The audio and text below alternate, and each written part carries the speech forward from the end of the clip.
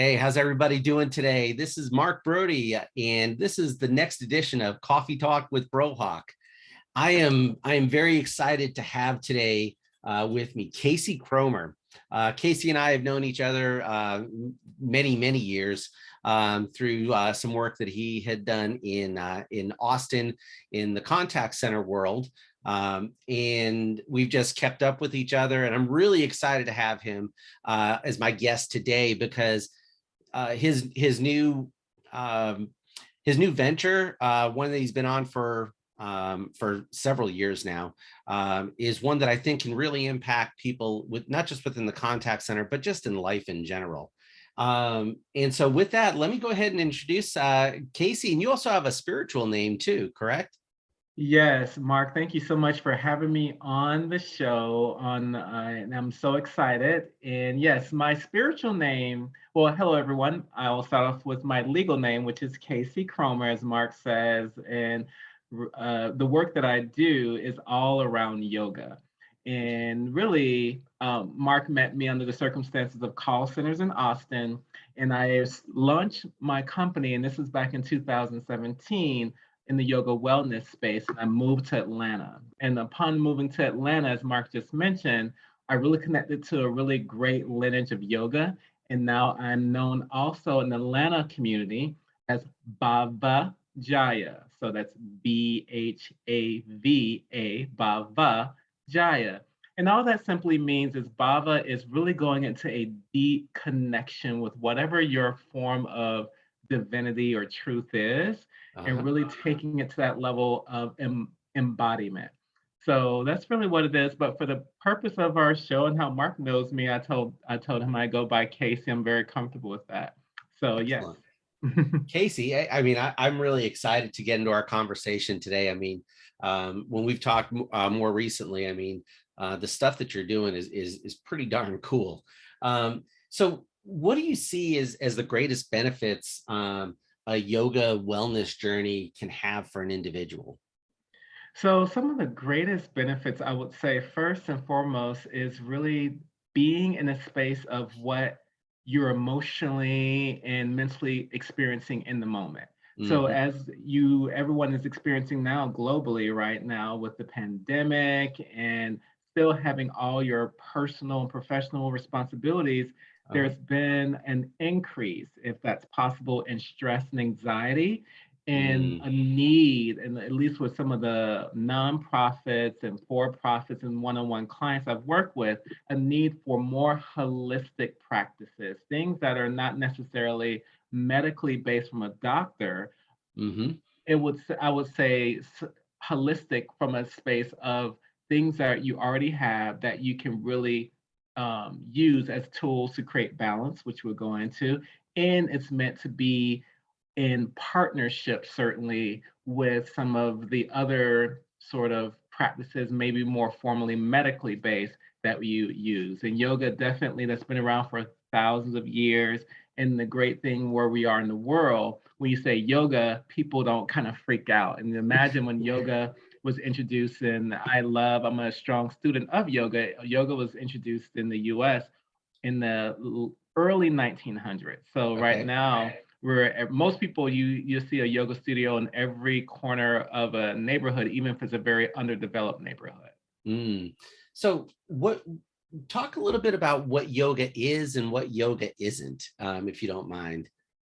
That is such a great question. There's actually, and I'll just say from my own experience and lived experience, I say yoga is everything. Yoga, really, in the meaning of the word, is to bring union, and it's Mhm. to bring union with yourself. And why I Mm. say yoga is everything is anything that you're doing in life, whether it is exercise, whether it's doing a physical yoga practice or meditation practice, if you're doing it with awareness, with the intention of moving into a deeper space where you're connected to yourself, you are essentially you doing a form of yoga. So Okay. yoga in the more kind of different sort of path sense. You can have the yoga where you see people do like downward dog. Have you heard of downward dog or mountain pose? Like these are physical postures within a specific type of yoga. And you see yoga where someone is maybe singing to their aspect of of spirit or the divine. Believe Hmm. it or not, one of the yogas that I really started to connect with in Atlanta is community activism. When you're out and you're serving a community in need, where they're without homes or you're going into hospitals and you're doing it with the thought that I'm looking to create union with this community so that they can feel loved and supported. That's a form of yoga. Oh, that is excellent. Great explanation, and obviously you have a lot of experience in these different forms. I can tell you when I initially thought of yoga, I'm thinking of like trying to contortion my body, and you see me in person, that ain't happening. um, Yes. so why should an organization, regardless of size, small, medium, large, I mean, offer like offer yoga wellness as part of a comprehensive like well-being suite, or mental or addressing mental well-being? Why should an organization invest in something like that? Well, one of the easiest answers to that is if you really are looking to create a culture where people feel really taken care of, Hmm. especially as we have more data in the world that is very neutral data around mental health. For example, in 2020, a survey reported that 62% of respondents reported experiencing some degree of anxiety, and Mm. an estimated 31% of all adults will experience an anxiety disorder at some point in their life. Wow. That in itself is pretty startling.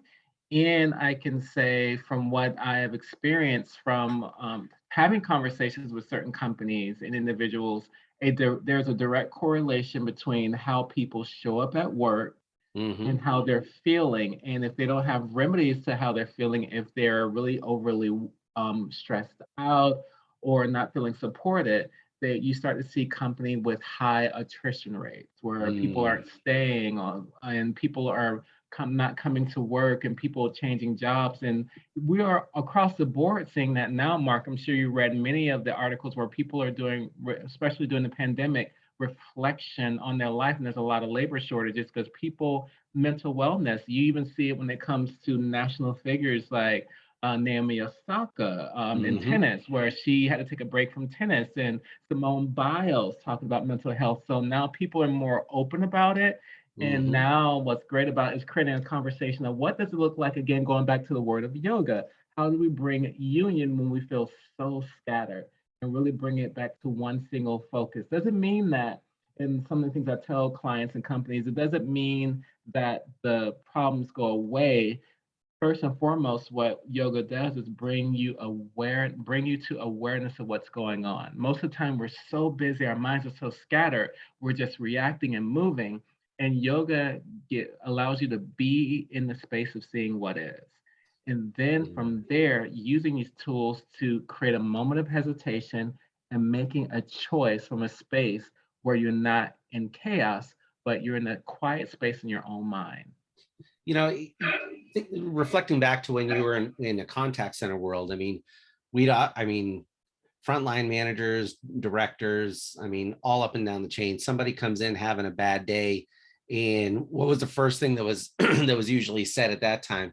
Hey, you need to keep your workplace separate from your home life, and just check your emotional baggage at the door. And I think one of the things that we've definitely seen over the last, I'd say 3 to 5 years especially, is the more humanizing of the workplace, and especially during the pandemic, when people have uh, you know their work situation wasn't always the quietest. They had a lot of background noise going on, and companies, I think, really started to embrace the differences that each person has once they leave the office. Um, and like you said, having a yoga wellness program as part of a holistic package, can really help them out with just some of the day-to-day um, stressors that people are having. I love the way you put that. Well, I totally agree, especially around work. So I have a very active LinkedIn page. I've been quiet the last couple of months because I've been really focusing on just recharging, and I'll relaunch a lot of the practices starting next month. Is some of the things I really point out when I have for example, I'm getting ready to work with a nonprofit in Georgia next Okay. month that deals with mental health, and I have 6 pillars of really that you can take in your personal life, your professional life, and we're working on a contract now to work with teenagers who were in the system and now they're going back into to Mhm. society. We want to give them tools so that they feel balanced. That's something that we're working on securing. So when it comes to these pillars, going back to what you shared about the contact center, is the first uh, conversation I have with yoga is how to bring yoga into your personal space.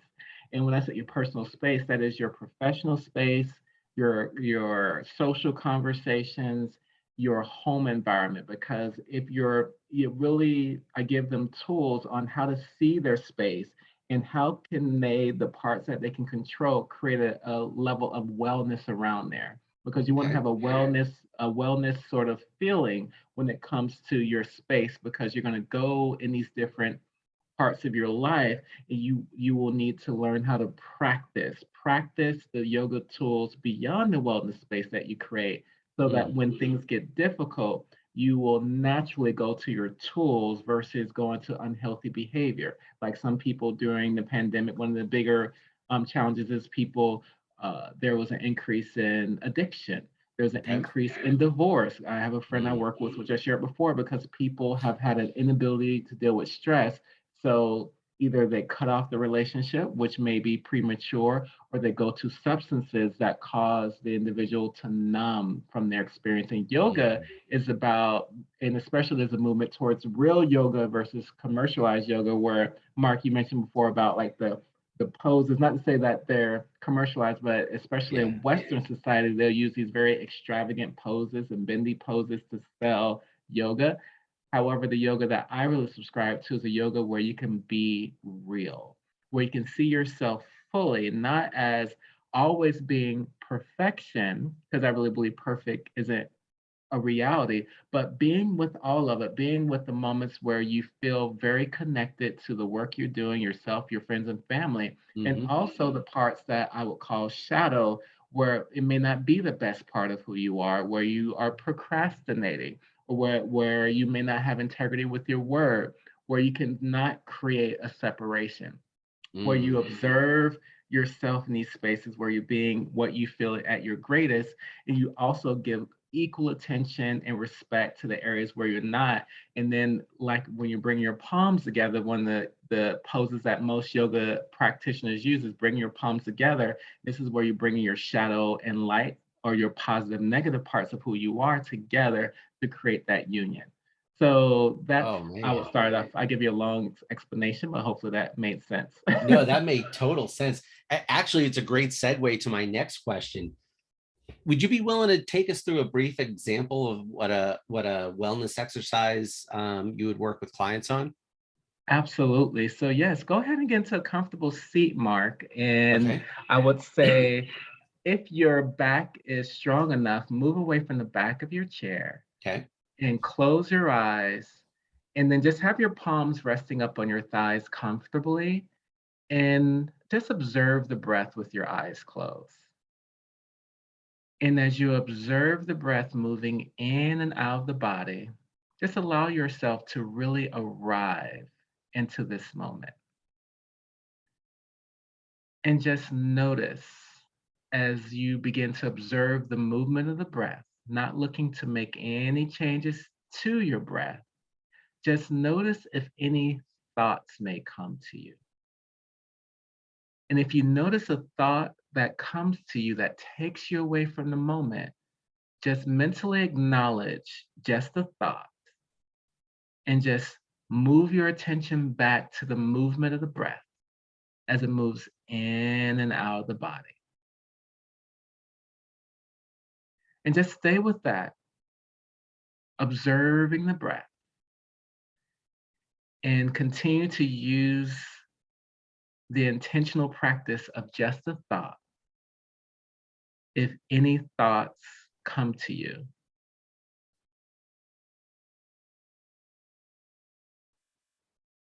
And allow yourself on your exhale breath to soften yourself a bit, soften your body into your seat, soften your thoughts a little bit more.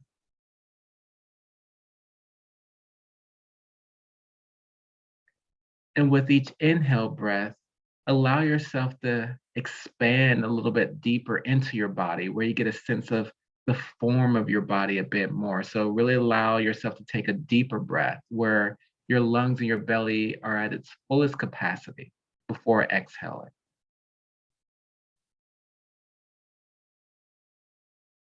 And take 3 of your deepest inhales in this practice. 3 of your deepest exhales, really grounding yourself into your body.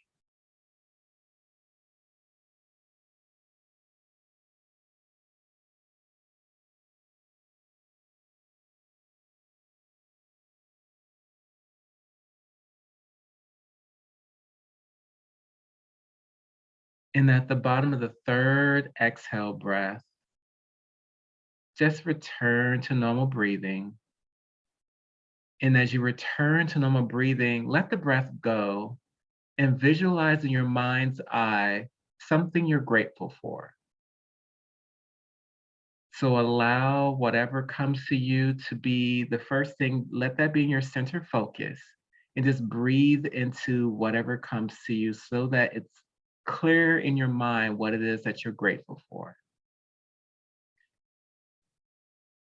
And on your next inhale breath, lifting your palms off your thighs and bring your palms together, left and right palm. And this is recognition right now that you are acknowledging your work, acknowledging your gratitude. In your next exhale, gently bow your chin to your chest, just bowing to this practice, bowing to the gratitude that you've discovered. And then you can come to a comfortable seated position. Wow. Very How do you relaxing. feel? Very relaxing. Oh my gosh.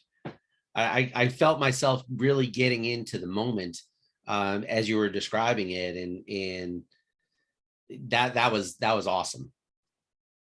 Yeah, I You know, love that. it just really helps a person clear their mind. I mean, regardless of all the other stressors, I love that. I love that that exercise because it gives you just a quick 5 minutes of clearing your mind and getting back to what's most important to you. That is very true. And something I always recommend for anyone who's watching this, all it really takes, I would say, I started this practice off years ago, 5 minutes in the morning, Mm-hmm. 5 minutes in the evening, get into a quiet space and just practice. And if you have moments where you Mm-hmm. feel really overwhelmed or Yep. disconnected from yourself in the day, bring that practice in, including every part of it from the beginning to the end. One of the things that I really deep dive in with some of my clients is on gratitude, especially in a Mm-hmm. time where there's so much negativity going on or perceived negativity in the world. Yes. And the reason why I say perceived, I think everything is a part of what our mind is making a lot of perceptions happen. Mm-hmm. And one of the greatest, I would say, medicine that you can have for negativity is gratitude. I love that. I love So, that. So Kasey, can you talk a little bit about some of the success stories that you've seen with individuals and companies that you've worked with? I mean, I know just in the 5 minutes there, I imagine that when you do something a little bit more structured and long lasting, that you have some great stories to tell. absolutely. So I'll start off with the individuals. Some of the work that I really enjoy is working with people individually. Mm-hmm. And it really is a wide spectrum of what people look for, whether it's like, I really want to feel more connected to my family, or I Mm-hmm. feel so overwhelmed with work, I just need something for myself. I think for me, some of my greatest success stories is giving most busy working professionals time for self care and giving them tools for self-care. And it really, I've just seen so much growth in individuals choosing to bring self-care into their life, even when their world is chaotic and there's every reason to not make time for self-care. And I can tell you, most people, when it comes to leaning out things when they don't have a lot of time, is really taking care of themselves. And that's something I really instill within all of my clients as a victory, is I always push into their unwillingness to take time for themselves. So I would say that's the biggest success story. Yeah, that is so important. It's something that when people are humanizing the work or humanizing the workplace these days, that's a big theme that we hear these days. Make sure you take time for yourself, for self-care, and the importance of that. And I definitely think that the work that you do definitely has some value for a lot of people and organizations. Let's jump into the speed round here, Kasey. Yes. So, couple quick questions for you. First, what fact about Kasey would people be surprised to learn about you? Ooh, good question. I love it. And you probably sent these over too. So, surprise is that I can be shy at times when it comes to certain public events, when it's certain people I don't know, because I'm normally known as an extrovert, so I'm very outgoing, and I haven't met a stranger, I would say. And there's times where, like an introvert, I get very, very afraid, and I'm like, oh my gosh, and I don't know how to talk, and I get a little bit awkward, and those kind of things. You know what? That is something that I would be surprised to hear about you, because I've known you for 10 plus years now, and yeah, I've always viewed you as an extrovert. Yeah. And so, well, so what would be your ideal off the grid location? Ooh, the ideal off the grid location for me, and this is where I get a little greedy because I love travel. One would be to go to India and Okay. to go to where some of my teachers in India grew up, like in Calcutta, just experience and step on the grounds of some of the yoga masters I really respect. And another space that's more on the spiritual side, from a more relaxing kind of self-indulgent, would be to go to Europe in the south of France, to maybe be on the beach in Nice. I studied Nice. abroad in 2001 and 2002, and just to go back to the south of France with the food and the wine and the culture. And did I mention the cheese, which is still the food? You know me, you got me at food, you know. Yes. That is awesome. Well, just to wrap up real quick, I feel passionate about the work that you do as well. I think it can really help a lot of people. If someone wants to learn more about working with you, where should they start? How could they get in contact with you? Obviously, if they want to reach out to me, I'd be more than happy to do the intro. But if they want to reach out directly to you, how can they contact you? So I'm typing it in the chat. My website is Yoga Wellness by Kasey.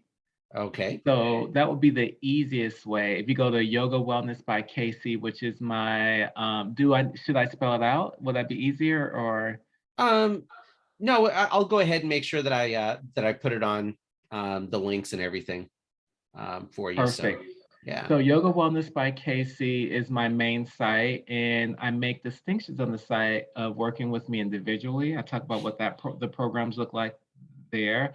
Also, I have specific programs designed for nonprofits, because I work with beginning work with nonprofits in Atlanta, and I also work with for-profits as well. So my specialization certainly is call centers, being a part of call centers for over 15 years. And I've created and run programs for LegalZoom. I created a program for Instacart, High Museum, SAP. So I've had some definite levels of success. And the conversations, even though I didn't go into the for-profit space and the wins, it's still the same. It comes down to the individual taking time for themselves. And then when it comes to companies, once you really get grounded in your own self-care, the different tools, Now let's really start to collaborate and be in a space with others. Excellent, excellent. Yeah, yoga wellness by Kasey. That's actually on your picture as well here. So that's gonna. I definitely want to drive some people to talk to you. And I know you're based in Atlanta, Kasey, but are you able to travel other places? Absolutely. Travel. Look, as I said, I love travel. So, yes, in Austin, certainly, if there's any Austin people, I have a very strong base of folks like Mark and some other friends in Austin. So, Excellent. definitely anywhere domestically without question. But I'm not out of, if it's international too, let's talk about it. All right, fantastic. Well, Kasey, thank you very much for taking time out of your schedule to chat with us today. Again, if you want to reach out to Kasey directly, it's going to be yogawellnessbykasey.com, and or you can reach out to me, and I'd be more than happy to do the intro for you. Thank you again for tuning in to this episode of Coffee Talk with Brohawk, and we'll talk to you next time. Bye, guys. Bye.